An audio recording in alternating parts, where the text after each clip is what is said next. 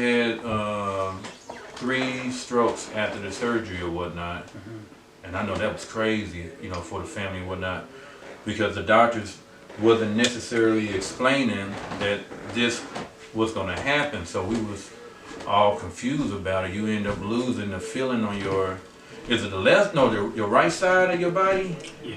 Your right side of your body or whatnot? So I have to go to physical therapy, try to get that my right side back working again and stuff. That's trippy, man. Yeah. So is there anything else that you want to go over? Because I still got a couple of questions for you, sir. Shoot. So do you miss playing basketball? Yeah, I most definitely miss it. Getting rough on the court, I don't know what it's called, but being very physical with other people, trying to make it in the basket and stuff.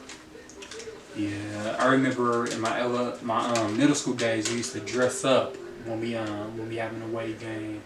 That stuff right there used to be cool. So I miss them days. So how did everybody treat you when you went back to school after your surgery? Did you have any problems in school after you done been through like 10 hours of surgery, after 3 strokes, after all the physical therapy, after all the medicine that you taken, still had to end up going back to school because you still had to graduate? How did that take a hold of your life? So I remember this one teacher, he did not like me. He used to say something smart to me every day. Then one day he told me to take off my hoodie, cause you know I had that that big scar right here and stuff that was swollen up and everything. He told me to take off my hoodie and everything, take off my hood. I said, no, sir, I got a scratch I got a sore right here. He said, I don't care, take it off. And then I remember another teacher going up to him and said, sir, this student, he had surgery about a year ago or something. He just needs to get well. He got that cap on so he can hide his scars and stuff. That's terrible. Yeah. And teachers are something else. I remember Mrs. Anderson, teacher from Westport High School. I think back in 95 or 96, she told us don't even enter college because y'all too stupid to graduate. Yeah, and that's true story, you know. And I'm like, why would you even talk to your students like that? So yeah, I know how teachers will treat you or whatnot, which is crazy. I remember my brother passed first, then my other brother passed, and they passed 6 months apart.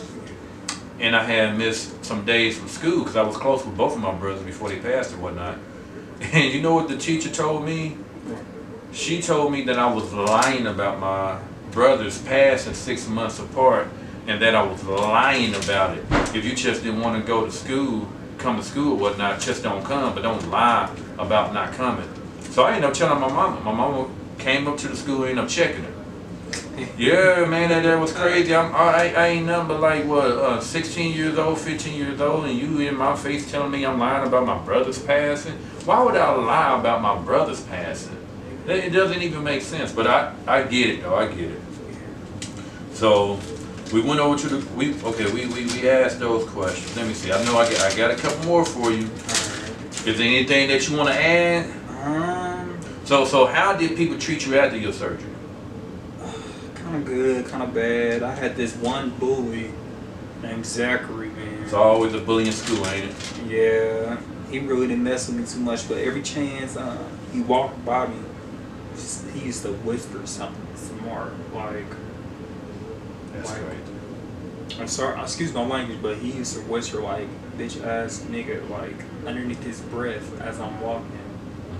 Yeah. That's crazy. That's the good, the bad, and the ugly, huh? Yeah. But that's life. Shit. Oh man. But you know, after all that's said and done, you know, I think you're doing a great job with taking care of yourself after the surgeries and everything that you've been through. Yeah. And I know you're an inspiration to me, and I know you're an inspiration to others. That's one of the main reasons why I wanted to do this interview, you know, to bring notice of your situation. And now, you know, even after the brain surgery and the the strokes that you had, now you have seizures. Yeah. My first seizure, I believe it was in the summer around. I believe it was in May. Yeah.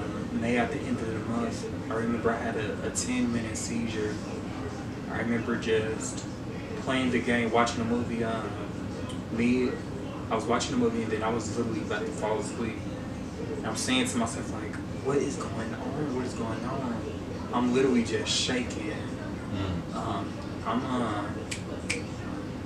Snot was coming out. I was snotting all over myself. I'm drooling everywhere. That was the most scariest moment for me. I bet it was. It's scary even listening to it and listen to you talk about it. You know, that's crazy. But you are a very resilient young man, and I'm proud of you. Man, and from your dad, man, I'm gonna just tell you to keep pushing. Yes, you know, you are an inspiration to a lot of folks, and definitely me. You know, and I'm gonna have you on this platform a lot of times. You know, I want you to become one of my regular guests on here because your story is thick. There's a lot to go to it. There's plenty more to talk about. I mean, plenty more to talk about. If there's anything else you want to add to the table tonight? I remember talking to, this was so scandalous, man. I remember talking to this one girl. I don't want to say her name because I remember talking to her. I said, hey. She said, hey. I remember a week later, I asked her out. I said, hey, do you want to go out with me? She said, ew, no, you have a brain tumor. Jesus Christ. Like, that's jacked up. Man. But this is some of the stuff that you got to go through, you know, in life. You know, people are mean. Humans are mean, and they mean most of the time. I have no idea why. It's like, you know, why would you even say that to a young man that's been through a traumatic event or something, or been through trauma or whatnot? Why would you even say that? But you know how it is. Yeah.